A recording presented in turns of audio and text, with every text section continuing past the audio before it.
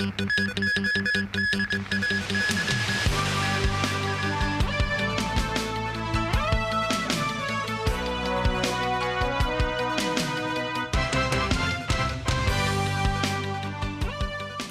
evening, and thank you for joining us. A former manager at the Hong Kong Economic and Trade Office in London has been convicted of assisting a foreign intelligence service in violation of the UK National Security Act. The Chinese embassy in the UK says London has manipulated judicial procedures.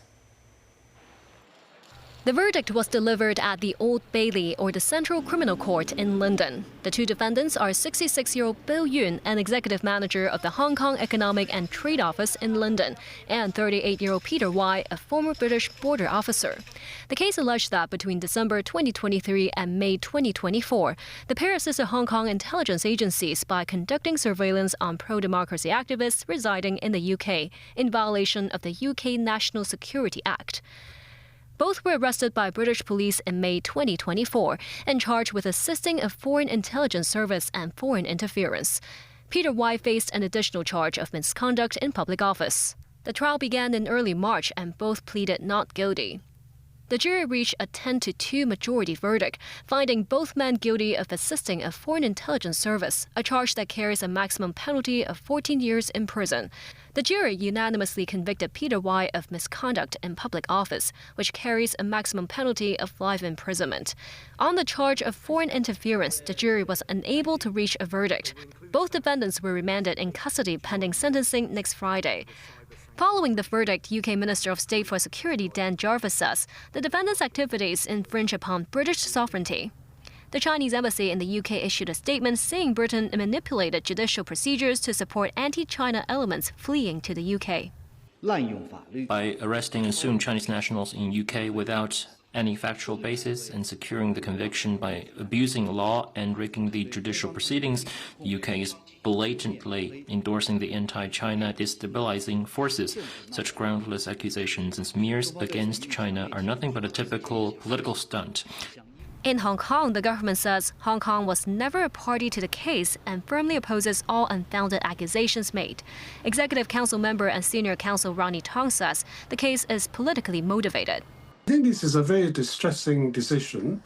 These non-UK residents are being wanted by another place or another country for violation of criminal law.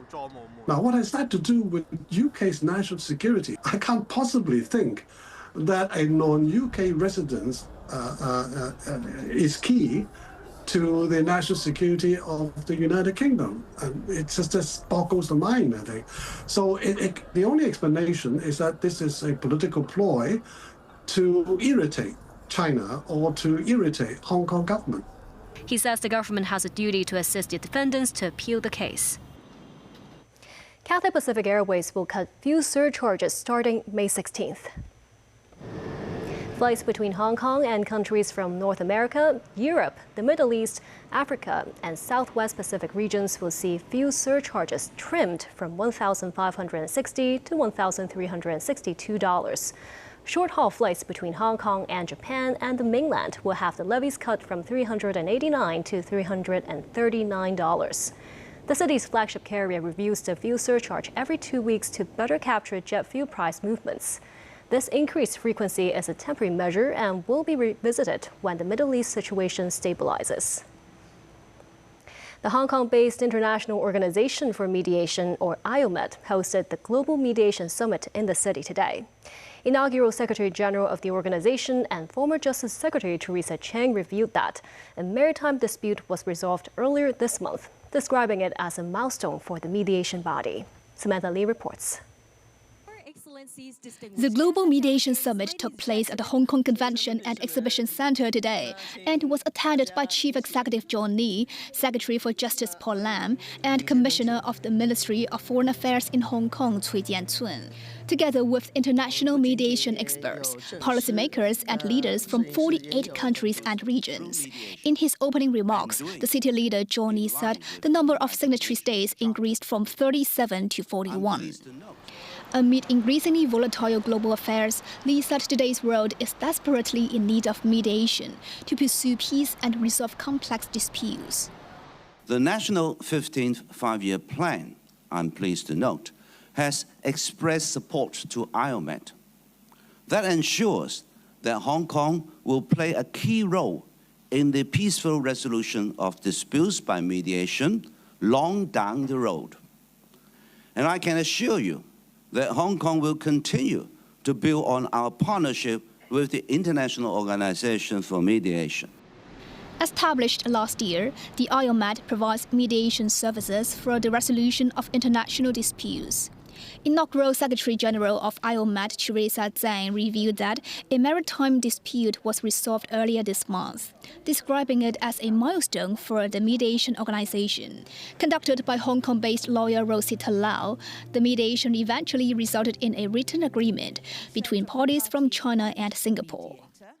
I am delighted to share with you that a maritime dispute was successfully resolved through mediation administered by IOMAT at our Hong Kong quarters in early May, just a few days ago. The case marks an important milestone. It is the first international maritime dispute involving a charter party chain referred to IOMAT for mediation. Based on the principle of confidentiality, Teresa Zhang did not disclose the total number of cases handled by the IOMAT. Regarding whether the institution can resolve disputes related to conflicts in the Middle East,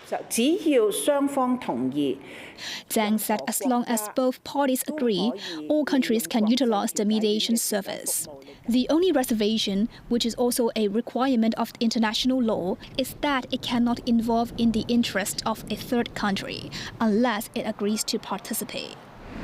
The International Organization for Mediation is formulating systematic training courses in Southeast Asia, Central Asia, and Africa within this year. Samantha Lee, TV News. The government unveiled the second phase of arrangements for Wanful Court residents to collect their belongings. The first phase ended on Monday. Residents from the 7 fire-ravaged blocks at Wanful Court can return again in batches between May 21st and 29th. 2 to 3 blocks will be open to access every day. 10 floors will be open every time at each block. The first to be granted access will be Wang Yan House, Wang Sun House, and Wang Tai House. Residents can stay at their former homes for 3 hours. The hearing of the Independent Committee's inquiry looking into the deadly blaze at Wanful Court in Tai Po continues. Testifying today were the Deputy Director of Home Affairs and former head of the Housing Bureau's Independent Checking Unit. Timothy Lee has more. The Independent Committee's public hearing on the Wanful Court fire continued Friday. Taking the stand was Techi Wang, Deputy Director of the Home Affairs Department. He said the department received a total of 44 complaints related to the owners group at Wanful Court, and his colleagues had tried their best to handle them. In February and July 2024, 5% of the owners of the housing estate requested to hold general meetings, including one in July to remove management committee members. Both were rejected by the then chairman of the owners group. He says the Home Affairs Department plays a coordinating role, but it does not have enforcement powers. Tez says the owners groups can consider hiring licensed property management companies in future to assist with major maintenance project-related work. And as for building consultants, Tez says it's better that the Development Bureau helps with the arrangement instead of the Home Affairs Bureau. The former head of the Independent Checking Unit of the Housing Bureau, Lau Fu-kwok, also testified. He said the ICU is mainly responsible for ensuring work safety at government-subsidized housing or HOS flats. Lau agreed that the ICU needed to take the initiative to supervise and expose misconduct. In the case of the illegal temporary openings in the stairwells, Lau said because no complaints were received at the time, he was not aware of it, and admitted there are blind spots in the system. Timothy Lee, TVB News. Overseas, the Iran war's shaky ceasefire came under further strain on Friday. The United Arab Emirates responded to a missile and drone attacks hours after the U.S. said it thwarted attacks on 3 Navy ships in the Strait of Hormuz and retaliated against Iranian military facilities. The violence jeopardized the fragile truce between Iran and the U.S., while the two sides considered a deal to end the fighting. Tracy Furness has more. The temporary ceasefire between the United States and Iran lasted for about a month. Firefights broke out again this week in the vicinity of the Strait of Hormuz. Iran claims the US military's attack on an Iranian oil tanker and another ship entering the Strait of Hormuz violated the ceasefire agreement. The Iranian military responded with missiles and drones, striking 3 US destroyers east of the strait. The US ships were damaged and withdrew from the area. A statement said the 3 US destroyers were attacked without provocation, but US President Donald Trump called the attacks a trifle and says the ceasefire is still on. Mr. President, after these strikes, is the ceasefire with Iran still on? Yeah, it is.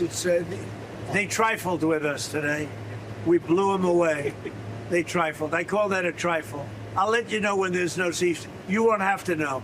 If there's no ceasefire, you're not going to have to know. You're just going to have to look at one big glow coming out of Iran. And they better sign their agreement fast. Trump said the talks between the US and Iran are going well, but sent mixed messages on its strategy to end the war. The tenuous ceasefire and previous declarations that military operations were over have given way to new threats of bombing if Tehran does not accept a deal that allows resumption of oil and natural gas shipments disrupted by the conflict. The deal also includes Iran not having a nuclear weapon. Iran cannot have a nuclear weapon. It cannot have a nuclear bomb, and it's not going to have. Tracy Furness, TVB News. The World Health Organization and a dozen countries are scrambling to trace a cluster of passengers who have recently disembarked from a Dutch vessel linked to the Hantavirus outbreak. Danny Zhou has details. Authorities say the outbreak aboard the MV Hondius has so far resulted in 3 deaths. 5 of the 8 infection cases have been confirmed as hantavirus, and the other 3 are suspected. The cruise liner is currently sailing for Spain's Canary Islands off the northwest coast of Africa after anchoring at a port in Cape Verde. The Spanish Health Ministry said its arrival at the islands was expected in 3 to 4 days. The ship owners confirmed that 114 guests boarded on April the 1st in Ushuaia, Argentina. On the 24th of the same month, 29 individuals and the body of a passenger who passed away on board disembarked on the South Atlantic island of St. Helena. They come from 12 countries, including the US, the UK, Canada, the Netherlands, Denmark and Singapore. The UK Health Ministry says 2 British nationals are self-isolating at home after potential exposure to the virus, while South Africa is also tracing 62 contacts of patients. 2 passengers evacuated from the Hondius were taken off to hospitals in the Netherlands. A Dutch news outlet reported a KLM flight attendant has been hospitalized in Amsterdam with a suspected hantavirus infection after she came in contact with one of the sickened cruise ship passengers in Johannesburg, South Africa, who later died. The World Health Organization on Thursday reiterated there's no cause for panic and it is not the start of an epidemic, stepping up its call on those who have contracted the virus to take proper protective measures. WHO Director General Tedros Adhanom Ghebreyesus told a press conference that the health agency assesses the public health risk on Canary Islands as low. Spain claims that none of the remaining passengers or crew on the ship presented new overt symptoms. Meanwhile, in the United States, local officials say at least 7 passengers have returned to their home states, including Arizona, California, Georgia, Texas and Virginia, adding those individuals are not symptomatic at the moment. It's very much, we hope, under control. The WHO said the Andes strain of hantavirus identified on the infected patients are mostly found in Argentina and Chile. The number of infections surpassed 100 in Argentina in the past year, with 32 reported deaths. Danny Zhou, TVB News.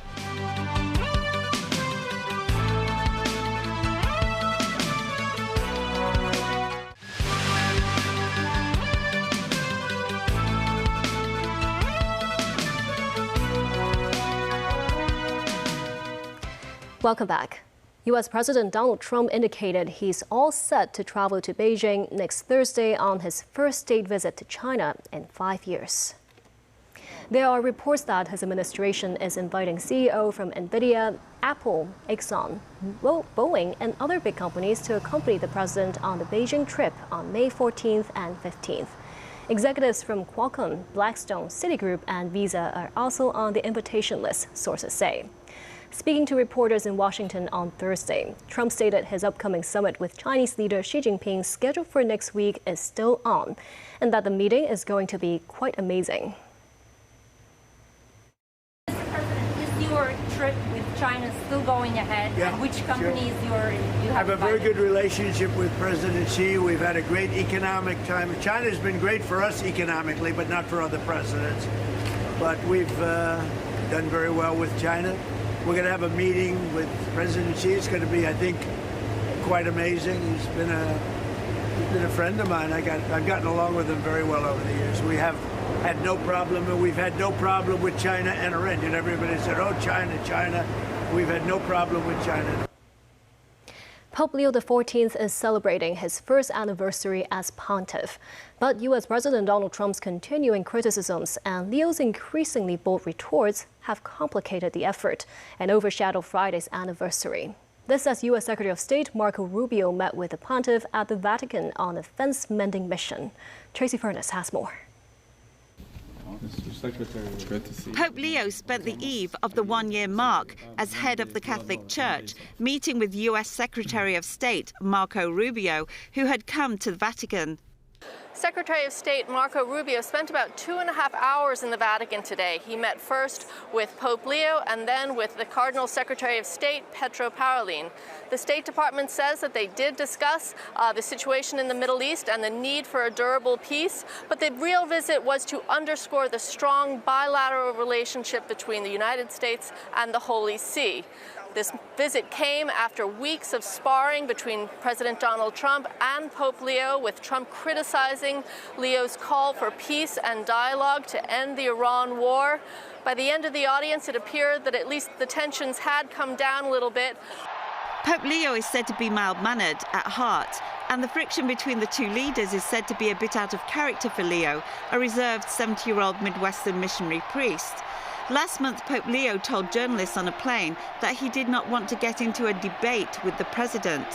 I do not look at my role as being politician. I don't want to get into a debate with him. I don't think that the message of the gospel is meant to be abused in the way that some people are doing. And I will continue to speak out loudly against war, looking to promote peace, promoting dialogue and multilateral relationships among the states to look for just solutions to problems. This as Leo will visit Naples and Pompeii Friday, the two southern Italian cities were finalizing details for the visit. In Naples, thousands of fences were cordoning the venues of papal events, Plebiscito Square and the cathedral, and also protecting the route that Pope Leo is expected to take. He will meet with people in Plebiscito Square, where 30,000 are expected to gather. Tracy Furness, TVB News. Back locally, the Water Supplies Department conducted overnight emergency repairs on a burst freshwater main pipe in Chengyi. Following the burst freshwater main pipe, the Water Supplies Department dispatched temporary water tanks outside Greenfield Garden and provided water bags to residents.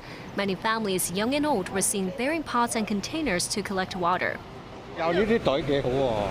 This resident says what the water trucks provided are enough, noting the bags given to those who didn't bring their own containers are hygienic. This resident says having no water is very inconvenient, as she couldn't even wash her face. The Water Supplies Department aimed to restore supply to Greenfield Garden by 10 a.m., but that was pushed back owing to the complexity of the repairs. Work was eventually completed by 11:30 a.m. The incident began at around 8 last night, when a 400mm diameter freshwater pipe on Chengyi-Hengxi Wui Road suddenly burst. Muddy water gushed into the neighborhood, affecting the water supply of around 10 housing estates in the district. The WSD worked through the night to repair the pipe and reroute the water supply, with most estates seeing service restored starting at 2 a.m. Today is World Red Cross Day, with this year also marking the 70th anniversary of the Hong Kong Red Cross. Timothy Lee has more.